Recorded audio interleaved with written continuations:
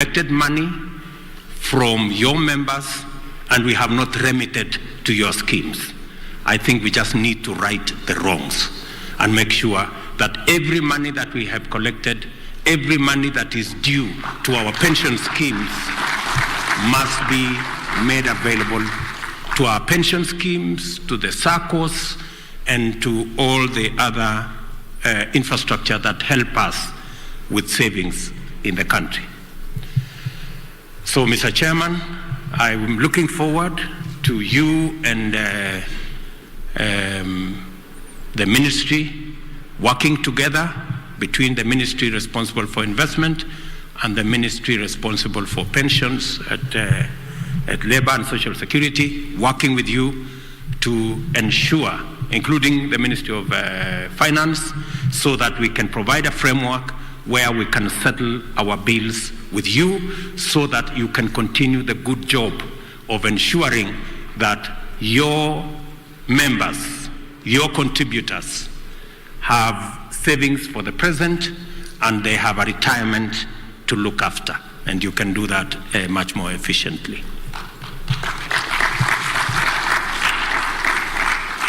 As I thank you for the money you always provide whenever we come to the market, you're also aware that our borrowing is now in the region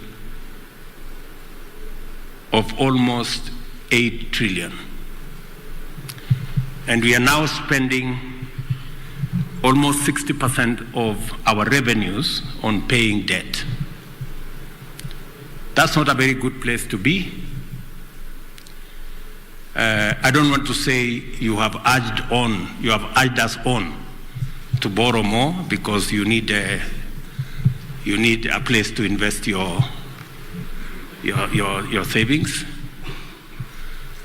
But I also want us to agree, because I undertook to the people of Kenya that we have to relook at our debt situation as a country. And that is the reason why I have instructed the Ministry of Finance to work with all the other ministries so that we can shave off 300 billion shillings from this budget of this year. It's not a simple assignment. It's not an easy thing to do, but I promise you we will do it because it's the right thing to do. We will have to delay some of the projects we have. We will have to postpone some of them. We will have to relook at some of the interventions. I have seen reports that we have slowed down on trips abroad and many of the other things, and made sure that we are removing the fat from our budget. I promise you, because I will not be the president that will continue the journey of taking our country into debt. It's going to be a difficult choice, but I don't see an option. We just have to make those choices. So, and we are going to rationalize the budget and be able to look at what else we can do even next year. I have also given instructions to the Ministry of Finance that yes, we will go to the market, and if we find that in the market we cannot find money at 10%, we will go back and relook at other sources. It's not possible for us to borrow at beyond 10%. Anything 12, the last borrowing that we did was at 14%. That is unacceptable. And that's the trajectory we are going.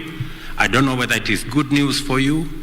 I don't know whether it is bad news, but that's where we are going. I'm sorry, gentlemen and ladies, because this is your country as well. I don't think anyone seated here would approve us to continue borrow and take our country to debt in a way that is not sustainable. True or not true? Yeah? So we have to balance things out. I know high interest rates are good for your members, but this is also your country. So if your country goes the wrong way, you have no other country to live in. This is the only country you have, unless there are people here with dual citizenship. Thirdly,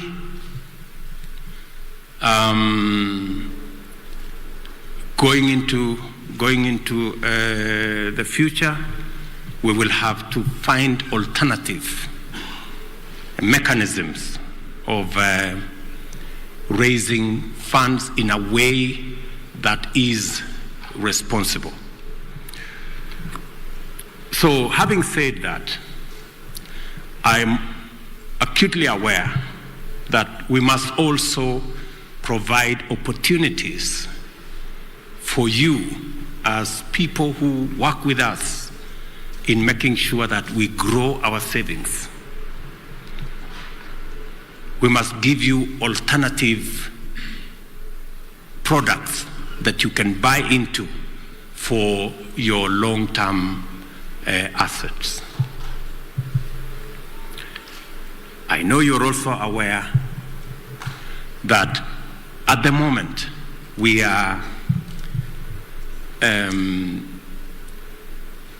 our revenues are only 14% of GDP. We have countries that go all the way to 30-35%. But for the size of our economy and for our region, I am very confident that we can do between 22 and 25% of our GDP. And I have every intention to ensure that our Kenya Revenue Authority and all of us work together so that we can raise sufficient revenues through our taxes to be able to take charge of our development and to be able to progressively get our country away from huge debts that we have today. It is the moral thing to do. It is the right thing to do. And I am asking you, as I ask all of us as Kenyans, to work together towards doing that which is right and ensuring that we raise our percentage of revenue that we collect from 14 to 20, 23, 25%. That way, we can raise our revenues from the current 2.1 trillion to between 3.5 going into 4 trillion.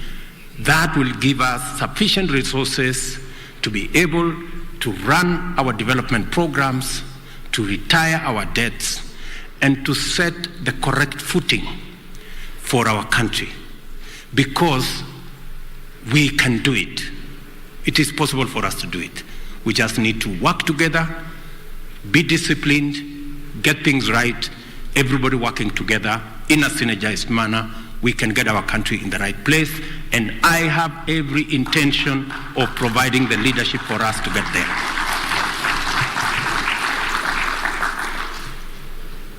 Ladies and gentlemen,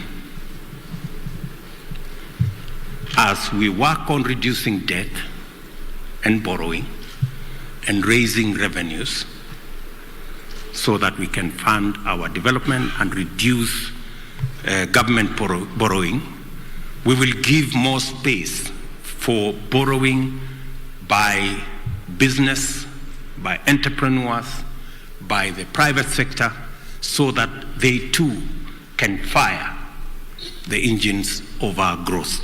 Because continued government borrowing at the level that we have is squeezing out the private sector, denying the private sector the resources to be able to drive their enterprises and the economy of our country. Having said that, and I have given my unsolicited, unequivocal undertaking that I intend to work with the public sector so that we can pay all our dues to your schemes, so that you can build the resources to be able to benefit your contributors. As we do that, we are also working to make sure that as a country we raise our savings. At the moment, it doesn't matter how you look at things, it could be anywhere between 10 or 12%, depending on what numbers you are working with. But we should be able to do better than that, possibly double our percentage of savings as a percentage of GDP. We should be able to do that. It is possible, and we can work together towards achieving that. I have already, we're working with the teams to make sure that we provide pathways and interventions and a framework for Kenyans to do more savings as they do business. For example, we have built around the Hustler Fund that it's going to be a fund that is not only going to promote affordable credit, but it is intertwined with a savings component in it that is also mandatory. Because that way we can begin to build our savings as a country. So, having said that,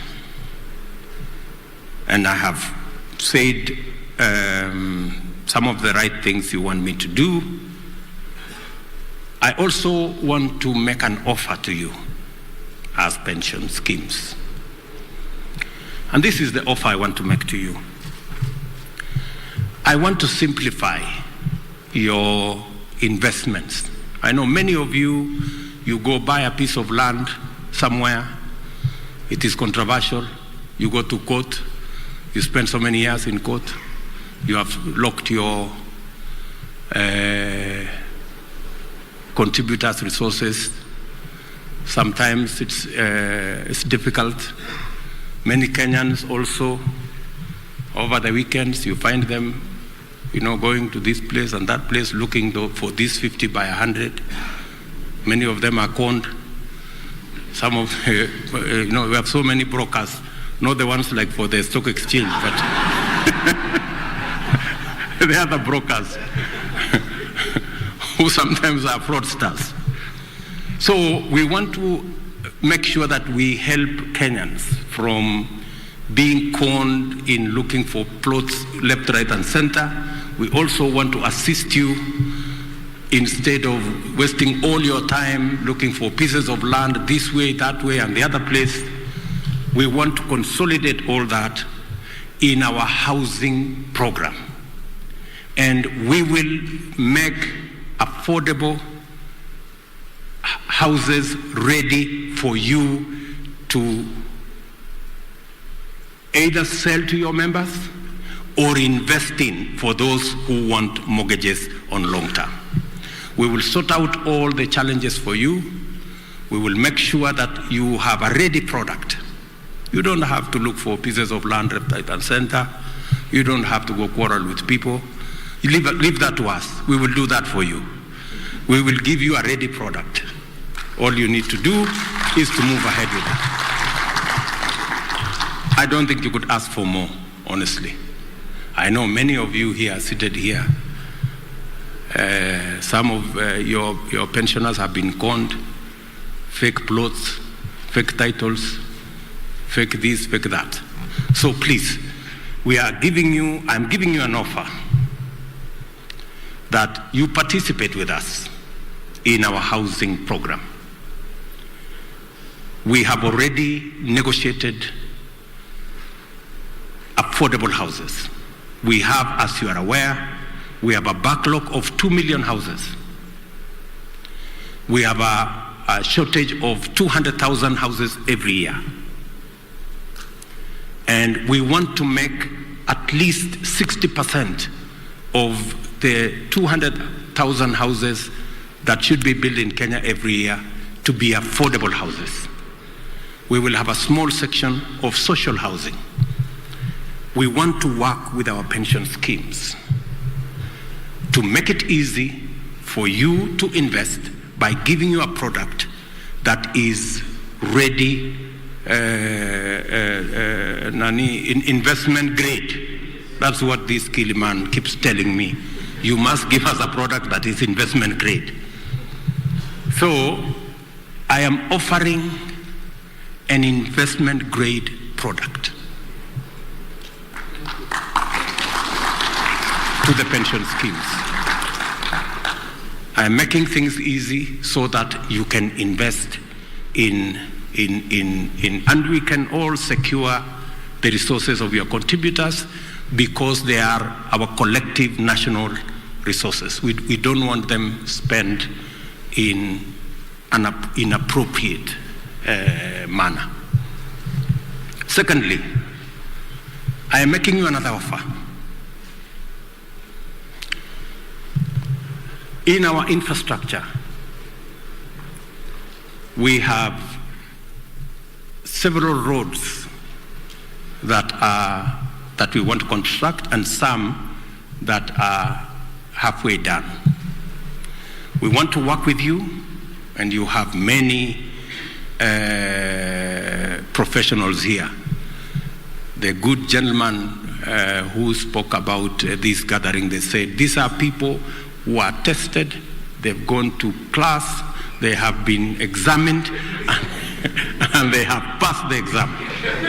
So I do not have any doubt in my mind that we have the requisite knowledge for us to structure an instrument that you can invest in our infrastructure development.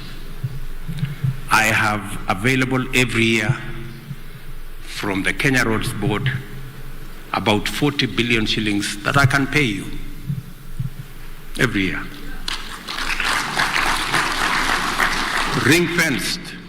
Ring-fenced.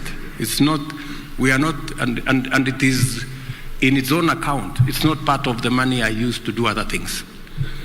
It is dedicated, and I want to agree with you how I can pay you these 40 billion shillings every year if you give me the money to be able to finish these roads and to do infrastructure which your members will use.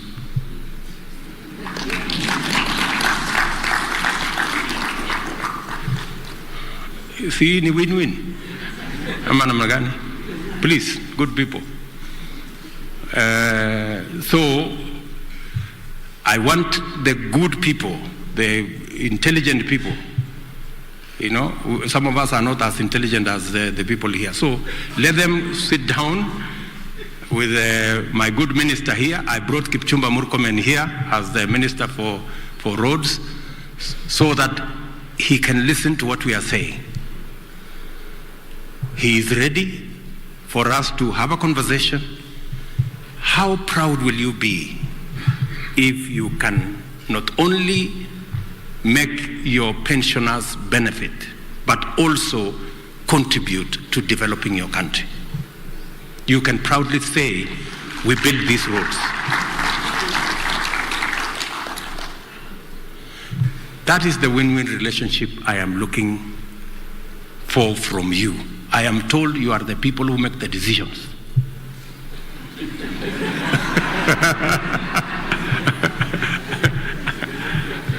I was talking to some other people and then they told me, no. There is another group, another gang called trustees and administrators. Those are the people who make the decision. So wakati nilisikia ati mmekusanyana hapa nikasema wacha nikuje. You know, this is the offer I am making. And I'm going to ask you the following. I'm also giving you another chance. Because you now can invest. Because I have said, going forward, I will not be borrowing. But I'm ready to borrow from you. Yeah? Because you are doing a good job. And I know the ultimate beneficiaries are the citizens of our good country. Many of them in doing many small jobs. So you are the people I want to work with, because I know ultimately the beneficiaries are the people who deserve the kind of returns that we are going to work with you. So nimekuja hapa tukubaliane na nyinyi. Nyinyi mko na pesa, lakini mimi nataka niwaombe hii pesa yenu tusitumie kusukuma hii nchi iende kwa madeni. Tutumie kutengeneza nchi ambayo iko na infrastructure ambayo itafaidi Wakenya wote. Kama ni barabara, ifaidi Wakenya wote. Kama ni manyumba, we already have 6.5 million people living in slums.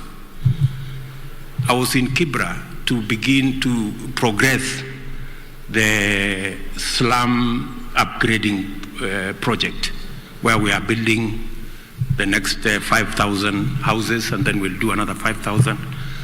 God willing, by the end of my term, I want Kibra to be a real estate, not a slum.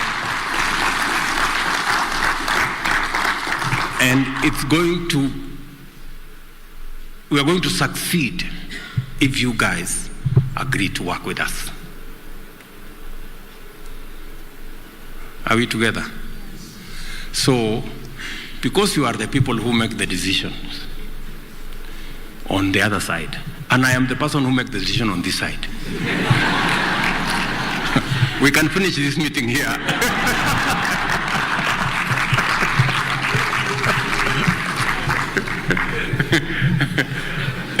Sindio?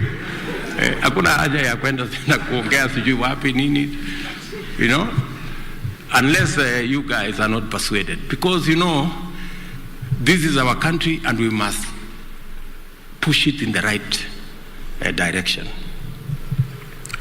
It may look to you, for example, that maybe this is out of the ordinary, you know. This is not what you usually do. But let me give you a bit of background, you know. And forgive me if I'm taking too much time, maybe. Yeah. Let me give you an example. When we came into office in 2013, we had only 2.3 million people connected to electricity. 2.3 million. And we were trying to figure out how do we do this thing differently? Yeah? How do we do it differently? So after consultation and discussion back and forth, we decided, okay, why don't we do this thing differently? Because I was persuaded by one gentleman who told me, listen, Mr. Deputy President, that time, the problem is we have many transformers all over the country that can carry between 300 and 500 people, but at the moment it's carrying only 15 or 10 people. The other 200-300 people are not on power, because we have said for you to be connected to power, you must pay 70,000 shillings for you to be connected. And that is why so many people who cannot raise 70,000 are living in darkness, and the transformer is sitting outside their house. So what did we do? We decided, let's do this thing differently. Let us connect everybody for free who is next to a transformer. And then we put a small fee on the bill for them to pay over 10 years. Today, from 2.3 million, we have 9 million households connected to electricity. No magic required, no magician needed, simple change of, change of approach. Are we together? So, I'm just giving you an example. I can give you an example of what we did with roads. We have doubled the kilometers of tarmac in Kenya in the last 10 years. Again, by changing the building regulations. So, I am encouraging you that we've been here before. We can do this thing together. If we can do it, if you agree that we relook at it, we have enough professionals here who will make sure that they can structure the right instruments for you to invest and for us to grow our country. I came here to make this speech to you guys. As leaders in our country, as leaders in the pension sector, and I am looking forward to working with you because I know that you want an opportunity for your pensioners to get a fair return, but you also want to be part of the development of our country. And that brings us together. I want to leave it there for now and to request that you seriously make this consideration, and I am willing, I am ready, I am available to further this discussion this afternoon or tomorrow. I am ready because I think these are decisions that will make our country make the needed leapfrogging and accelerating our development as a country. I want to thank you very much for accommodating me and listening to me. And I look forward to working with you as members of the pension fraternity. We will make the necessary adjustment. I know somebody has asked me whether we can change the Employment Act to provide that every employer must provide for a pension scheme for their employees. I think it is a very reasonable thing to do so that we can make sure that employment provides for the present and the future. Provides for the present and secures the future. And that pension scheme should be mutually contributed between the employer and the employee so that we can all move together. I will give it very serious consideration, and you will hear from me shortly on that particular subject. Do not shy away from making proposals to us on what can improve this space. You are the practitioners, you are the professionals, you are the wearers of the shoe, so you know how it feels where. So we are going to work with you, and I'm going to provide as much avenues for us to consult and to work together as will be practically possible. You are aware also that our stock exchange is something that we need to consider in terms of also raising capital in many other aspects, and it also acts as an avenue for you to be able to release some of the investments you make.